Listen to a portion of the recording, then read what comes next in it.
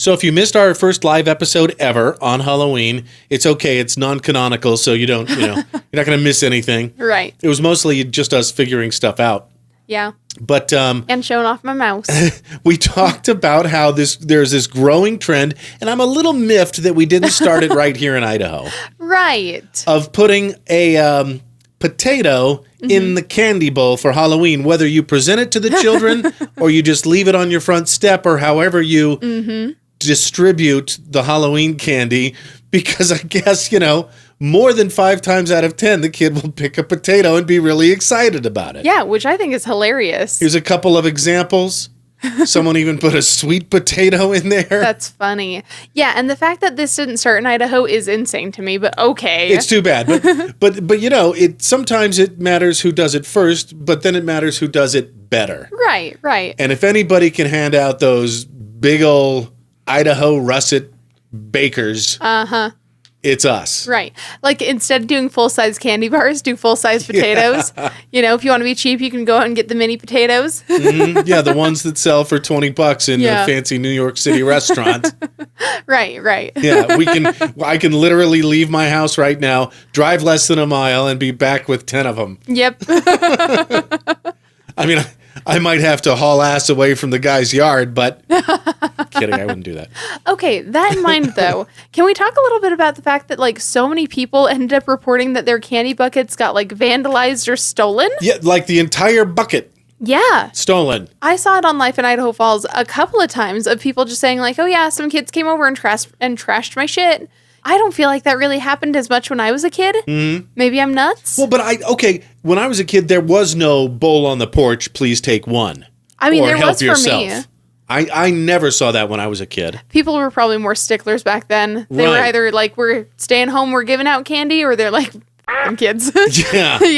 And I remember my very first Halloween where I was a homeowner and kids were coming to my house. I made them say trick or treat. You got to say it. Yeah, you right. You got to say it. That's the social contract here, child. Yeah. You need to do your part for me to do my part. That's just how that goes. It's the exchange. This is the transaction. On that same note, though, I did see someone who posted about a phallic-shaped sucker. Oh, no. And said that someone had given their teenage boy and a 6-year-old girl that. Like what you'd get at a bachelorette party? Yeah. So still candy, just, Oh, no. It's a funny shaped sucker.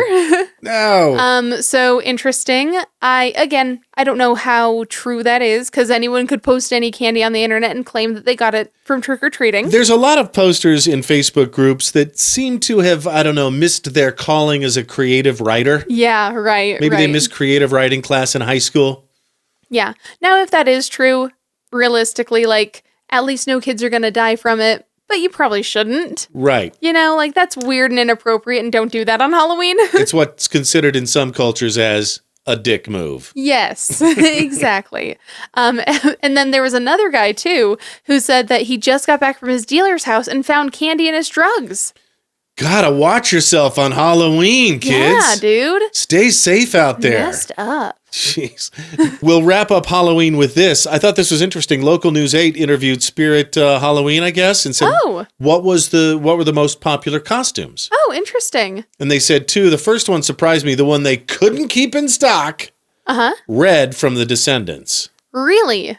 So, The Descendants is that Disney franchise, the kids of, is it just Disney villains? Yeah. Well, no, so they also have some of the other descendants of other Disney characters, but it focuses on the villains' kids. Okay. Yeah, which also, canonically speaking, half of those characters should not be there, but okay. Yeah. We're just going to retcon 50 different franchises for funsies, I guess. Right. And this whole thing smacks of Muppet Babies to me, but I haven't watched one. Right. I think I started one once. I don't remember why or what the context was. Maybe it started playing after I watched something and I was like, what is this? But I just remember it not being very good. If I can pull myself away from Rocky Horror Picture Show on Disney Plus long enough right. on repeat, then maybe I'll go watch The Descendants. Rise of Red or something. Anyway, Yeah. So they couldn't keep that in stock. And then Ghostface from Scream. Which makes a lot of sense, especially because there are so many variants of Ghostface. Yeah. My personal favorite was Pink Glitter Yes. Wow, not Snowflake, Ghostface. Yes. I love that stuff. And as you know, all of my new Halloween decor is centered around the colors yellow, orange, and pink. Pink is the new orange. Uh-huh.